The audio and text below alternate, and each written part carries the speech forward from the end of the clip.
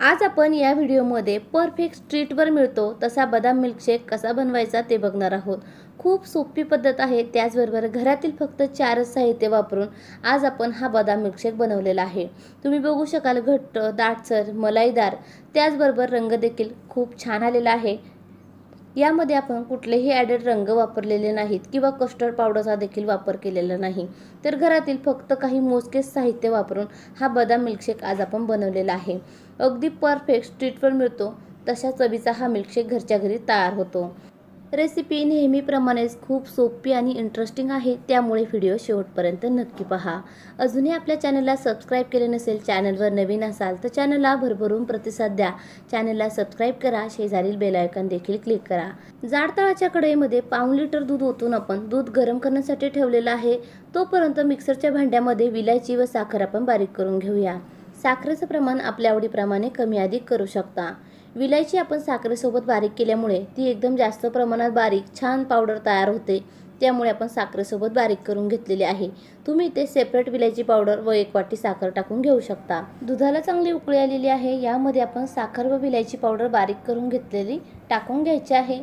दुधामध्ये चांगली मिक्स करून घ्यायची आहे।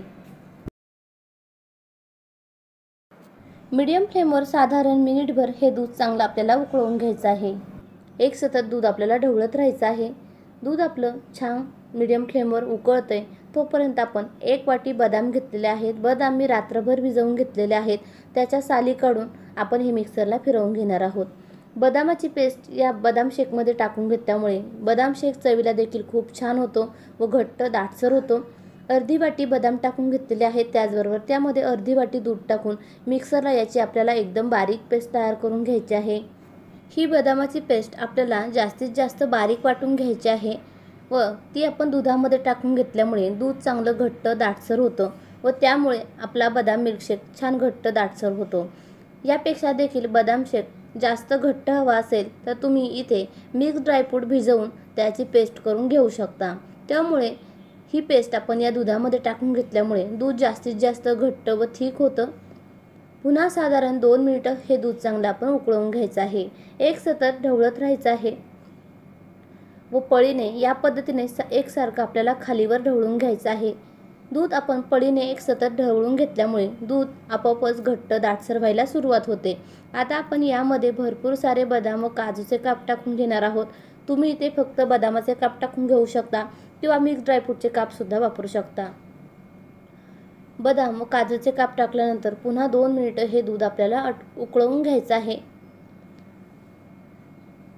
सर्वात महत्त्वाची टिप्स म्हणजे हा बदाम शेक बनवताना आपल्याला दूध एक सतत पळीने असं खालीवर ढवळत राहायचं आहे, तेव्हाच दूध चांगलं घट्ट दाटसर होतं व बदाम शेक चवीला देखील खूपच छान होतो।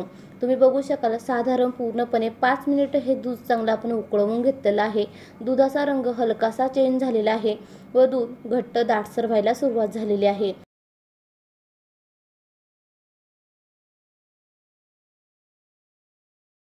कस्टर्ड पावडरचा वापर न करता किंवा कुठलेही ॲडेड रंग न वापरता तसेच घरातील मोजक्या 4 साहित्यांचा वापर करून आज आपण हा नॅचरल पद्धतीने घट्ट दाटसर मलईदार मिल्कशेक बनवलेला आहे। मिल्कशेक छान तयार झालेला आहे। आता आपण तो पूर्णपणे थंड करून घ्यायचा आहे व फ्रीजमध्ये 1 तासभर सेट करून घ्यायचा आहे। कढई खूप गरम आहे, त्यामुळे मिल्कशेक लवकर थंड होणार नाही, त्यामुळे आपण दुसऱ्या पातेल्यामध्ये काढून घेतलेला आहे। तो पूर्णपणे कोमट झालेला आहे। आता आपण तो फ्रीजमध्ये ठेवून 1 तासभर छान थंड करून घ्यायचा आहे व त्यानंतर पिण्यासाठी थंडगार मिल्कशेक तयार झालेला आहे। साधारण 1 तास झालेला आहे। मिल्कशेक पूर्णपणे थंड झालेला आहे। तुम्ही त्यापेक्षा आणखी 1 तास सुद्धा फ्रीजमध्ये ठेवू शकता, त्यामुळे तो आणखीनच थिक होईल।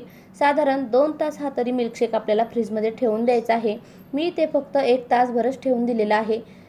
ग्लासमध्ये हा मिल्कशेक आपण सर्व करूया। तुम्ही बघू शकाल छान रंग आलेला आहे। घट्ट दाटसर मलईदार मिल्कशेक बनून तयार झालेला आहे।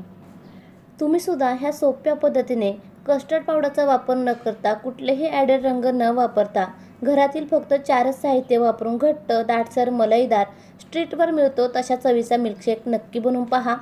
खूप छान तयार होतो। रेसिपी नक्की ट्राय करून पहा। कमेंट बॉक्समध्ये नक्की कळवा। व्हिडिओ आवडला असेल तर व्हिडिओला लाईक करा। अशाच